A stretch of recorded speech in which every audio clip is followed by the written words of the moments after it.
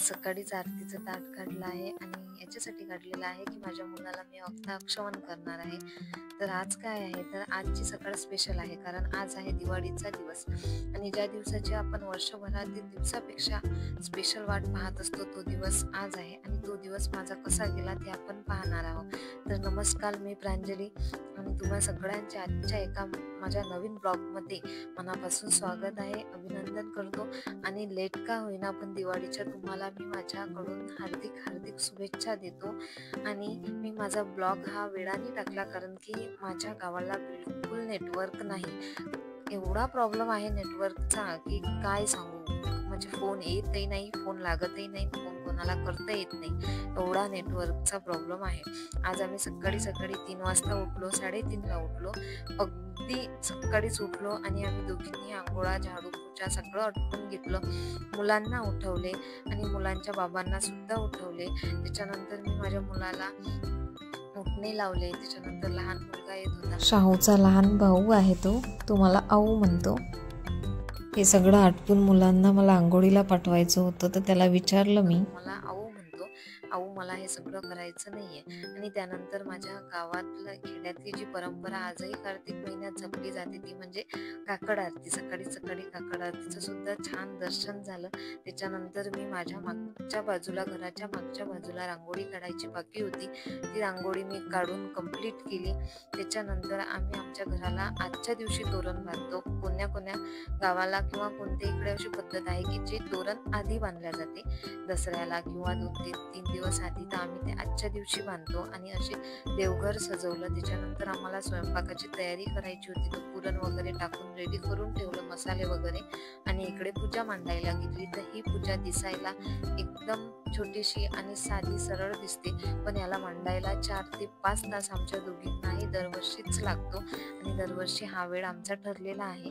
तर आम्ही ही पूजा आटपून घेतली दोघींनी छानपैकी, दोघींनी एकमेकांना विचारून समजून ही पूजा सगळी मांडली। आणि याच्यात ही अर्धच आहे कारण की दुपारी आम्हाला संध्याकाळी आरती करायची होती, तर पूजा मांडून ठेवली। कळस स्थापना हे सगळं संध्याकाळी करणार आहे, तर ते व्हायचंच होतं आणि ते करण्यासाठी थोडासा वेळ होता। तर झाडू संध्याकाळचं 4 ते 5 वाजताची झाडू वगैरे सगळी केली मी, पाणी वगैरे टाकून घेतलं आणि संध्याकाळी सुद्धा रांगोळी काढत असते दिवाळीच्या दिवशी, दिवाळीच्या 4-5 दिवस आधी नंतर।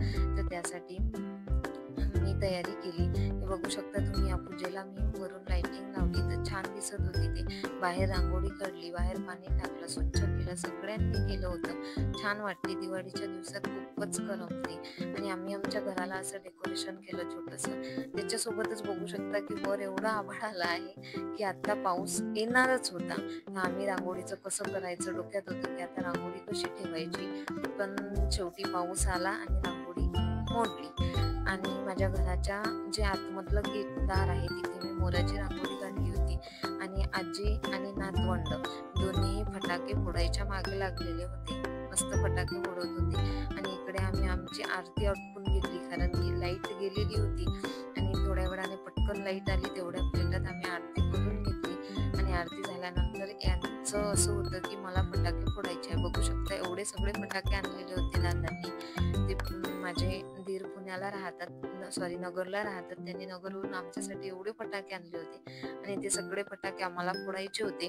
तर ते फटाके पाहण्यासाठी सगळे बारीक चिरीक मंडळी सगळ्या आम्ही बसलेलो होतो आणि सगळे फटाके फोडले। आणि त्याच्यानंतर काही राहिलेले जे होते ते फटाके फोडायचे बाकी होते आणि आम्ही असं ठरवलं होतं की सगळे फटाके आजच फोडायचे कारण की दिवाळीचा दिवस गेला की एवढा कोणी वेळ काढत नाही, एकमेकासाठी गोळा होत नाही आणि अशा प्रकारे मजा येत नाही। सगळे फटाके आजच फोडून घ्यायचे। बघू शकता खाली इकडे किती कचरा पडलेला आहे, एवढे सगळे फटाके आम्ही वर फोडले, काही फटाके खाली फोडले आणि हा लास्ट जो आहे तो बलून वर जातो तो बलून होता। माझा दिवाळीचा दिवस असा गेला, छान गेला, मस्त गेला। तुमचा दिवाळीचा दिवस कसा गेला ते मला नक्की कळवा आणि माझा व्हिडिओ जर का आवडला असेल तर जास्तीत जास्त शेअर करा, सबस्क्राईब करा आणि तुमच्या मित्राला शेअर करा। धन्यवाद।